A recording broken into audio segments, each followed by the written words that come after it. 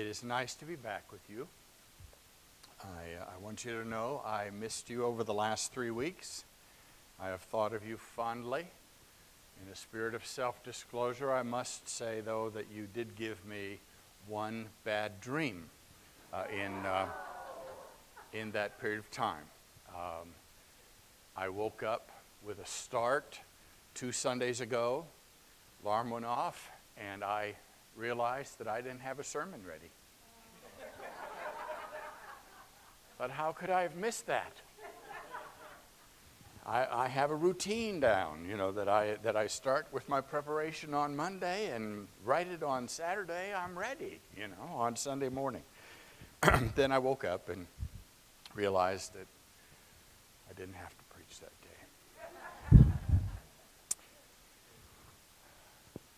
It's good to be with you, though, and I am grateful for the opportunities that you provide me to spend some time together. You are easy to begin to love, and I really appreciate that about you. Thought too this week, when it took 7 chapters in the book of Nehemiah for me to put together a sermon, that it's going back 52 years ago. I preached my first sermon, and it took the entire book of James, 5 chapters, for me to put together a 3-point sermon, and it lasted 7 minutes. So today it takes 7 chapters to do 30. So I don't know whether you think that's doing better or worse. I think some of you were probably hoping that I stuck with the 7-minute idea, but not that. You remember this prayer. Now I lay me down to sleep. I pray the Lord my soul to keep. If I should die before I wake, God bless Mommy and Daddy and Sissy and Bruvy and the cat, and you all throw it in Jesus' name, amen. Okay, we remember that prayer. In contrast with the prayer your mama taught you, listen to a prayer of Nehemiah where he says, "Dear God, boomerang the ridicule of our enemies onto their own heads. Don't forgive their iniquity and don't wipe away their sins." Nehemiah 4:4 and 5. Quite a contrast, wouldn't you agree? From God bless everyone in our bedtime prayer to turn their insults on their own heads, don't show them any mercy in Nehemiah's prayer. I say to you this morning, both have a place in our conversations with God. In the few minutes that we have together, I want you to consider the prayers of Nehemiah that are chronicled for us in the Old Testament book bearing his name. The book opens with Nehemiah receiving distressing news from his brother about the condition of their hometown, Jerusalem. The wall is still broken down, the brother said. It's rubble. The gates are cinders, having been burned with fire. And Nehemiah's reaction is significant. The strength drained from his legs. He sat down and wept bitterly. He mourned for days, fasted and prayed before the God of heaven. Chapter 1, verse 4. Now, Nehemiah was a slave. He was cupbearer to Artaxerxes, king of Persia. A cupbearer was a member of the Royal Secret Service detail. Poisoning being a leading means of assassinating a king, no king would drink wine before its time. Instead, they'd bring in the cupbearer, and who would pour a drink, swallow it. Everyone would wait, and then if there was no sudden death, the king would drink from that container.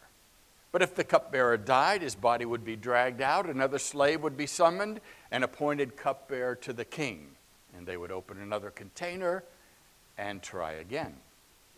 So given a cupbearer's expendability, there is no reason to think that a king would care about the emotional wellness of a slave or that slave's longing to see his hometown rebuilt.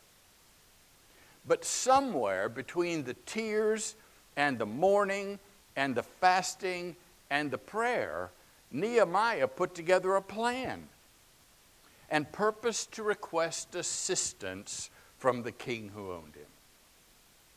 Nehemiah prayed that the great and awesome God would give him success by granting favor in the presence of this man, the king.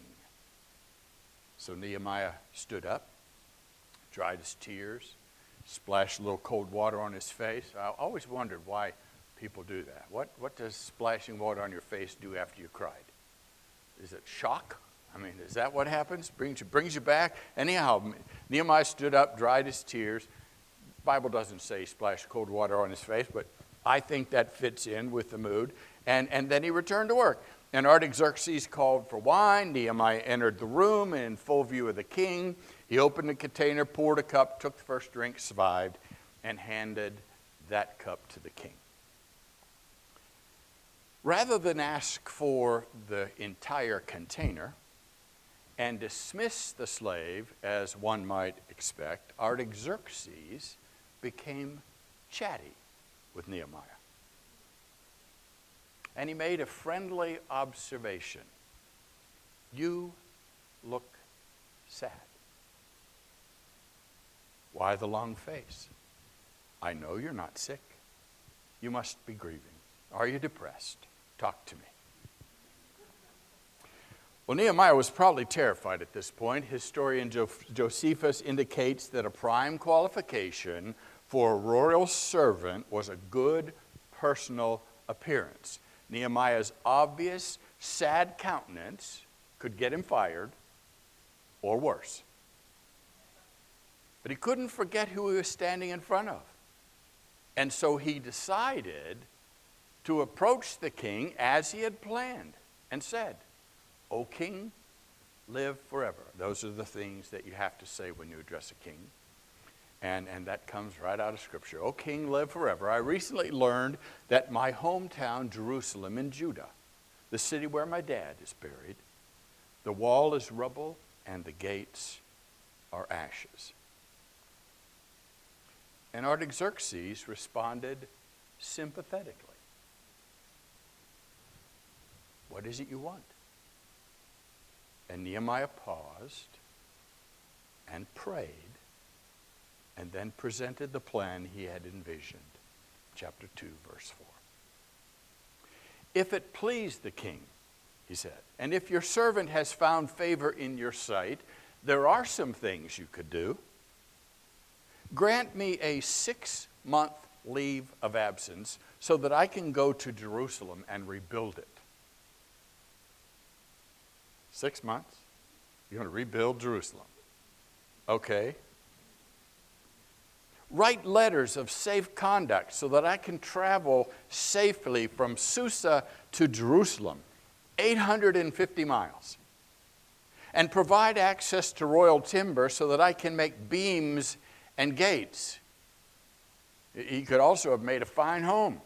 And 850 miles away, how's King Artaxerxes going to find that out? Nehemiah writes, the generous hand of my God was with me. The king granted my requests. It was an awesome God moment. Now, some explain away the miraculous by suggesting that Artaxerxes was drunk on the wine that Nehemiah was serving him. And that's possible. But even if he was drunk when he made the promise, he was sober when he kept the promise. In fact, Artaxerxes not only fulfilled Nehemiah's request, but he ordered Persian officers and cavalry to travel with Nehemiah for added security. The truth of the matter, God answered Nehemiah's prayer. So Nehemiah journeyed to Jerusalem, where he surveyed the damage, he ordered up materials, he recruited volunteers, he assigned them to task groups, and managed the project to its completion. In fact, what his countrymen living in the rubble had failed to do in nearly 10 decades, Nehemiah, against overwhelming odds, organized and supervised his countrymen to complete in 52 days. Now let's look at the role of Nehemiah's prayers on that spectacular outcome. Nehemiah's distress over the condition of Jerusalem was due in part to his own wrong behavior. He prayed, "I confess the sins of the people of Israel." And the Message paraphrase reads, "And I'm including myself. Me and my ancestors are among those who sinned against you. We've treated you like dirt. We haven't done what you told us. We haven't followed your commands, and we haven't respected your decisions you gave to Moses